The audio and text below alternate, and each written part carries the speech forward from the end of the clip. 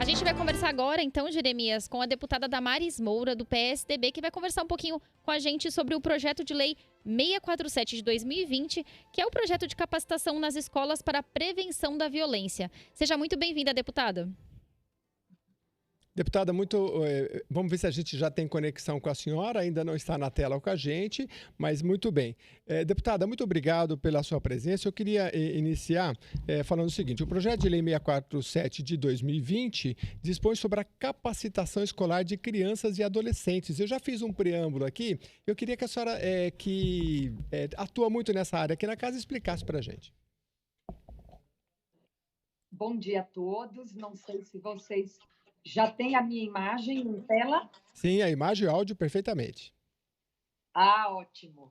Bom dia a todos. Muito obrigada à TV Alesp pela oportunidade de falar sobre um programa, sobre um projeto de lei que é tão caro ao meu mandato e é resultado de uma reflexão muito significativa que eu tenho feito enquanto pessoa, enquanto advogada que atendi durante tantos anos da minha vida casos relacionados a abuso e violência infantil e também na adolescência, né? Nós amadurecemos por muito tempo a ideia de fazermos um treinamento. Eu gosto da palavra, embora ela não esteja empregada no texto da lei, não é? Mas trata-se efetivamente de um treinamento de crianças, especialmente as idades mais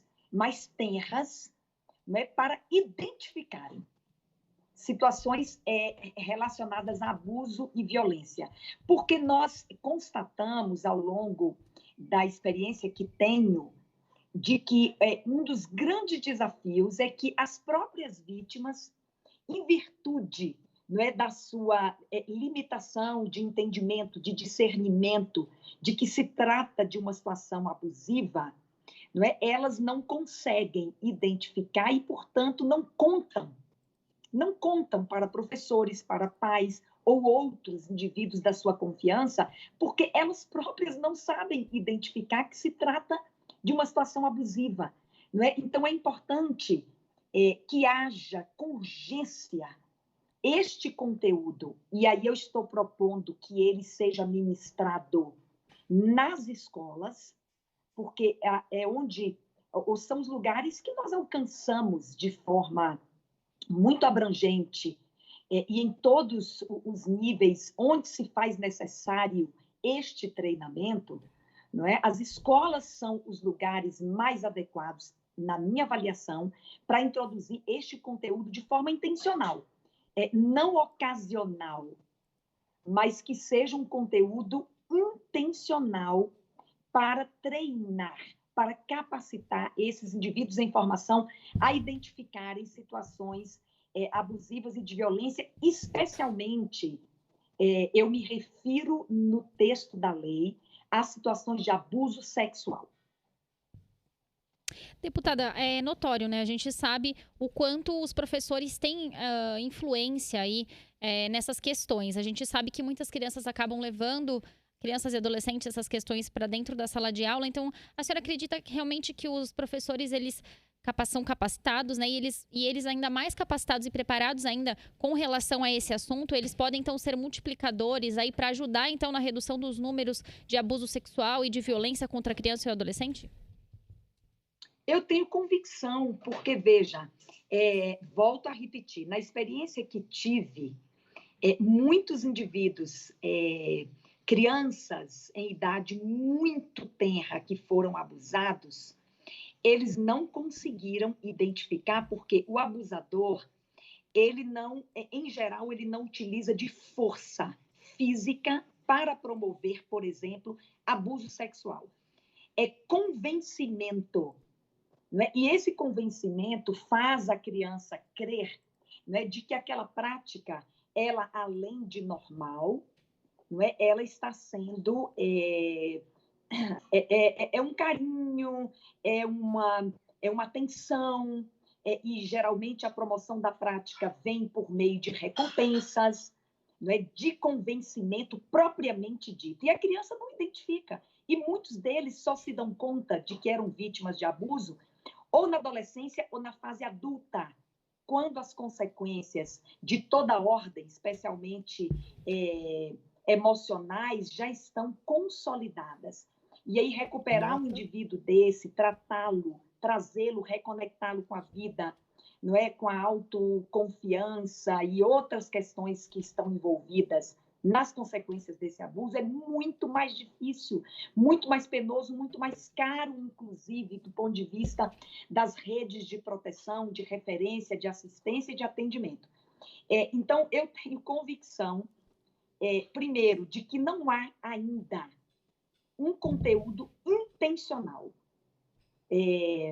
já ali pré-determinado para alcançar este objetivo. Se há algum tratamento para o tema, ele é ocasional. E o que nós estamos postulando é que seja efetivamente estabelecido, introduzido como conteúdo escolar, não é? E convicta que estou de que essa intencionalidade trará resultados reais no combate ao abuso e violência na infância e adolescência. Deputada, eu achei muito interessante esse projeto porque, assim, quando há uma violência, o que acontece? Dentro de casa, dentro de um apartamento que pode ser fechado e, assim, como é que o vizinho vai denunciar? Como é que alguém vai ver?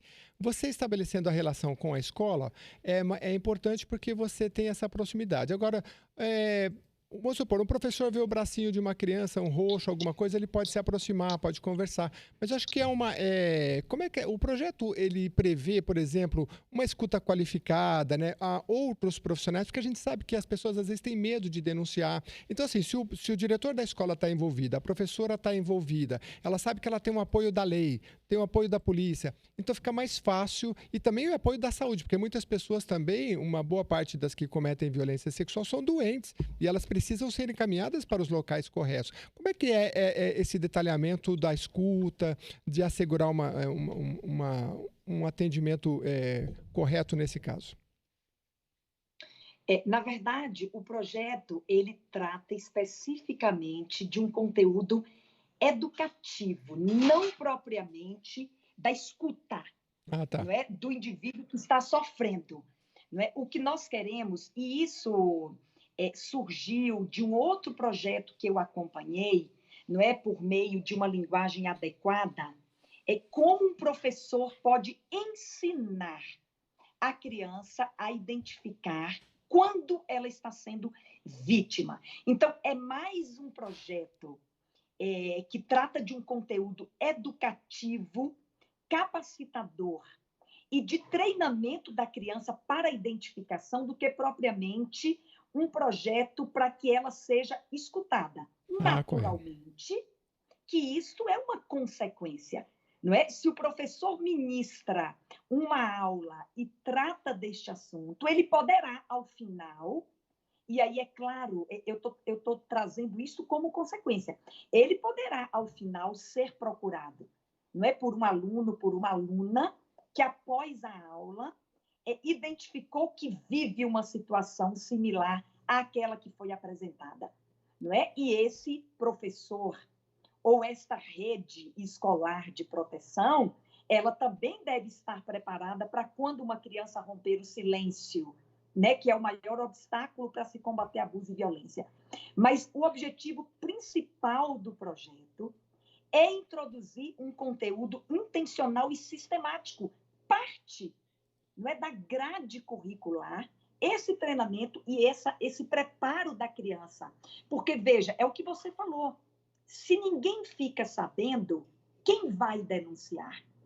Mas se a própria vítima sabe que aquilo se trata de um abuso e violência, ela própria pode denunciar, constatar, identificar e denunciar. Então, o objetivo é que as próprias vítimas estejam preparadas para o caso de também identificar e denunciar o abuso e a violência. Agora, deputada, como que vai funcionar, então, essa capacitação, né? A senhora falou que seria para preparar, então, crianças e adolescentes para eles saberem o que é um abuso e o que é um carinho, digamos assim, para eles saberem diferenciar. Agora, esse Exatamente. conteúdo vai ser incluído em alguma matéria da grade curricular mesmo?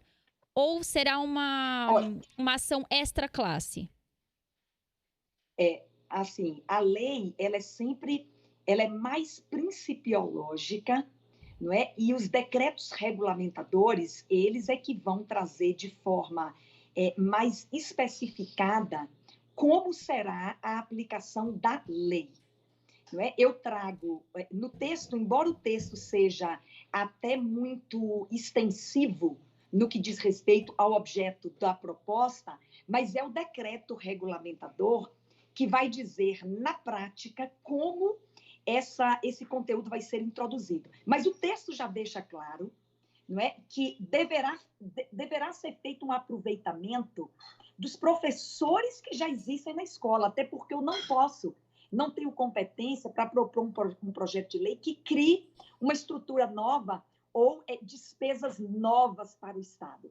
Não é? Então, a proposta é que os professores que tenham qualificação, a gente cita ali, professores que tenham formação de psicologia ou de psicopedagogia, não é? Professores que já estejam formados nestas áreas do conhecimento, eles serão escolhidos e treinados, eu até cito o Centro Paula Souza, né, os centros de treinamento que o Estado já tem de capacitação de professores, não é, que eles sejam treinados naquela matéria específica que o decreto regulamentador entender que é a mais adequada para introduzir esta aula, este conteúdo, não é, de treinamento. Então, o decreto vai dizer quem será este professor, qual é a matéria mais adequada para a introdução deste conteúdo, e esse professor poderá ser treinado nos centros de treinamento que o Estado já tem para poder ministrar esta aula específica de treinamento sobre abuso e violência. Muito bem, deputada, eu estou aqui com o projeto aberto, o 647 de 2020. Até me confundi anteriormente, que eu estava falando do 269, né, que tem a escuta qualificada, mas esse especificamente, como a senhora colocou, com o fim de propiciar às crianças e adolescentes conteúdo e treinamento para que possam identificar previamente e prevenir situações de violência intrafamiliar, abuso sexual, né? E aí o projeto detalha, como a senhora falou, o decreto depois é que poderia trazer todas essas questões, né? Achei muito interessante porque é o olhar do professor que está ali com a criança, né? E do diretor da escola, enfim, todos que possam se envolver com este projeto. A senhora pretende trabalhar com números também, com dados? Porque a gente sabe que na periferia, às vezes, esses casos acontecem e às vezes é mais difícil de identificar, né? Olha, nós temos um número divulgado por um organismo internacional, não é, que é a OMS. No Brasil, aproximadamente 25 mil crianças são abusadas sexualmente por ano. E a subnotificação é altíssima, a gente sabe que esse número não corresponde, não é, à realidade deste tipo de abuso sexual, que é muito mais silencioso, muito mais difícil de denunciar e de identificar. Mas a gente sabe que os números são exponenciais e já pode ser um problema de saúde pública no Brasil, não é? Então, não temos, pelo menos não é do meu conhecimento, essa estratificação, não é? Naquela região, nós temos X número o X percentual de abuso sexual infantil. Não é? Há outra região que o número é maior ou menor. Eu não tenho estes dados aqui no estado de São Paulo, porque, de fato, esse ainda é um problema desafiador e árido, não é? E que precisa ser muito melhor quantificado. Inclusive, a escola poderá ser esta referência, não é? Portanto, o projeto ele é inclusivo. Nós queremos que todas as escolas realizem, não é,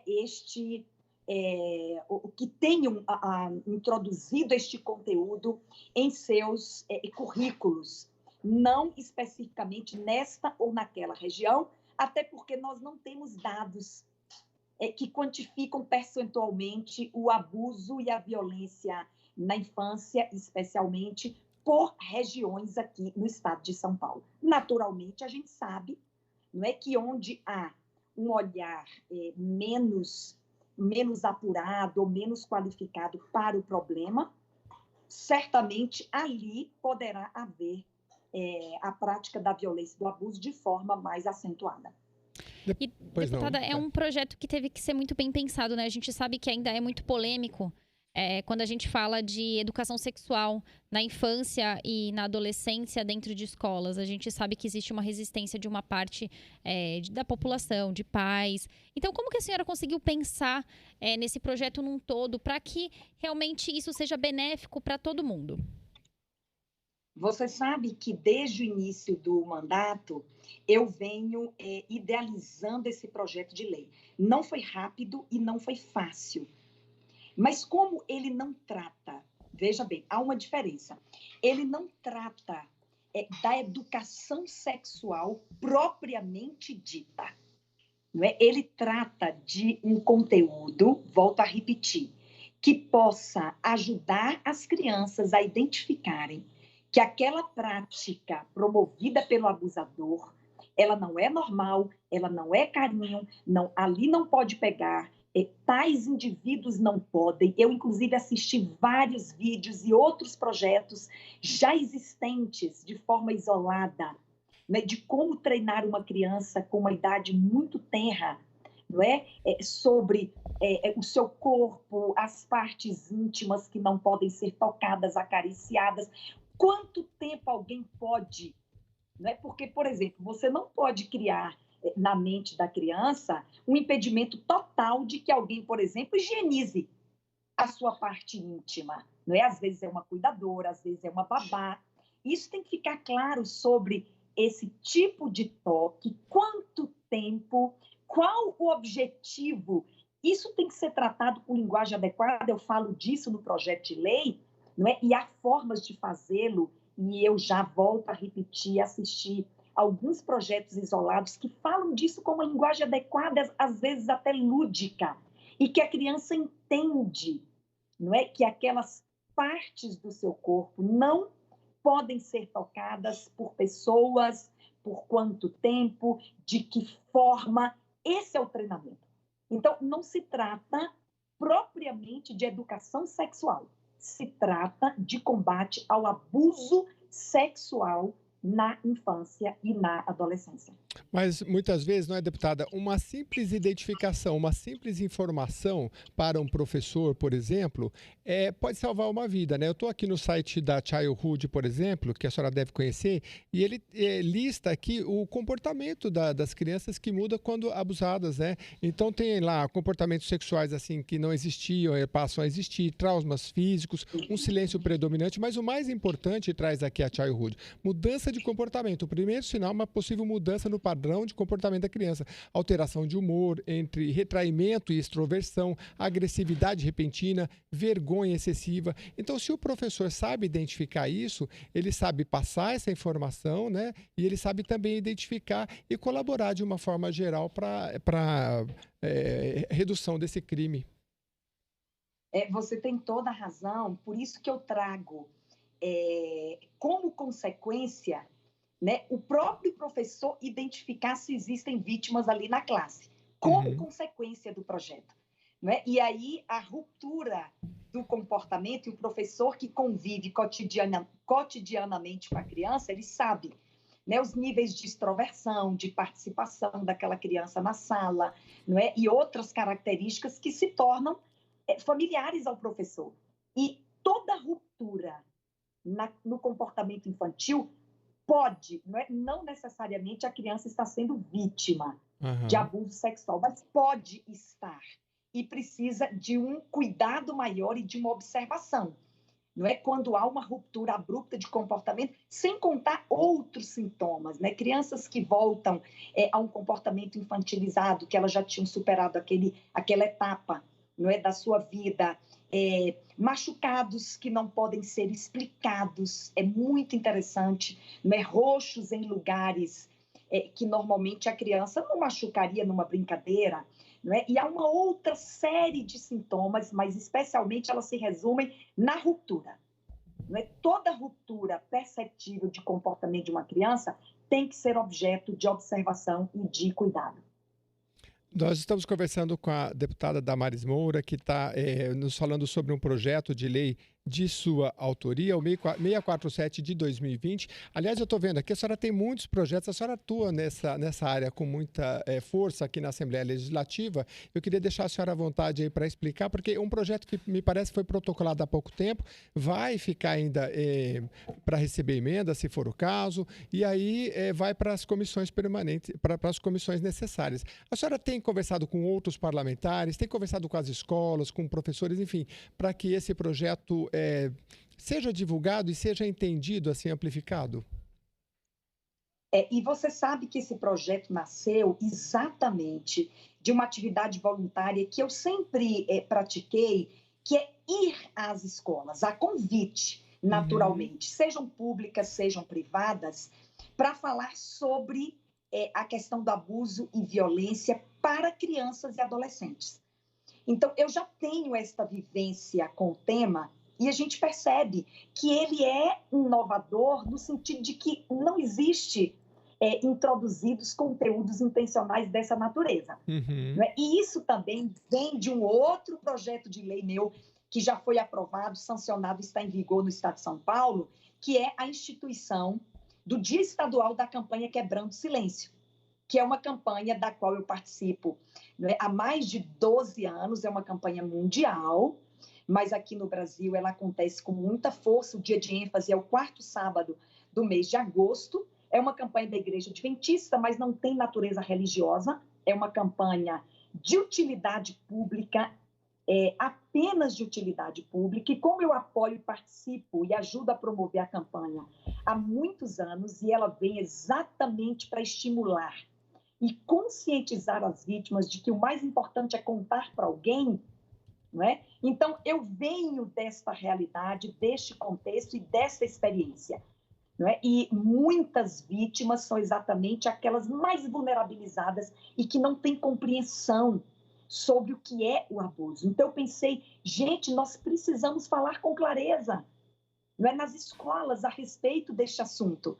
Então, o projeto nasce de uma realidade anterior, inclusive, eu criei, sou coordenadora da Frente Parlamentar de Combate ao Abuso e Violência Domésticos, porque já há uma conclusão muito séria de que uma grande parte do abuso e da violência contra esses vulneráveis são praticadas no ambiente doméstico, não é? Então, a escola pode sim ser um agente transformador para educar e, como consequência, para ouvir, quando for o caso da denúncia ser levada ao conhecimento da escola. Nós estamos conversando com a deputada Damares Moura, que está trazendo aqui, nos atualizando sobre os seus principais projetos, né? Ela falou aí da campanha Quebrando o Silêncio, que eu estou aqui com o site aberto, que já foi instituído no estado de São Paulo, é uma campanha já com bastante sucesso. O projeto de lei 648, aliás, o outro projeto, o 647, e também tem o 648 ainda, não sei se a senhora tem um tempinho para falar, que institui a Semana Estadual das Meninas. Todos eles, não é, deputada, pelo que eu estou entendendo, convergindo para uma comunicação maior para combater a violência, principalmente a violência sexual, que muitas vezes inibida dentro de 4 paredes, não consegue acesso às pessoas nem para denunciar, nem para entender. Então, a senhora atuando no núcleo do ensino, capacitando professores, e aí também tem a questão da instituição da Semana Estadual das Meninas, se a senhora puder comentar. É uma semana de conscientização. Ela também nasce de um projeto que já acontece no estado de São Paulo, que é Garotas que Brilham, que foi criado por uma ativista no combate ao abuso contra meninas, Neuzinha Ferraz. Ela criou o projeto Garotas que Brilham para um empoderamento de meninas que são vitimadas de alguma forma pela realidade em que vivem, não é? Ela trabalha em todo o interior do estado, com conscientização, com encontros com estas meninas, com capacitação, inclusive, para o desenvolvimento de alguma atividade, para vocação profissional, identificação de que vocação aquela menina tem para a sua vida profissional. Então, ela traz as meninas, ela reconecta essas meninas com a vida de forma extraordinária, mostrando a elas o valor que elas têm, embora tenham sofrido uma diminuição do seu valor, mas ela resgata, por meio do projeto Garotas que Brilham, que são aulas, que são encontros, que são rodas de conversa, né, que são palestras, e tudo aquilo que pode ser feito para despertar o valor que essas meninas têm, e muitas já estão se encontrando profissionalmente. É um projeto extraordinário. E Neuzinha Ferraz é uma amiga e eu acompanho a luta dela. Esse projeto já foi levado para a África, pelo menos um país da África. Ela já foi com a sua equipe levar o projeto Garotas que Brilham, né, para meninas mais vulneráveis.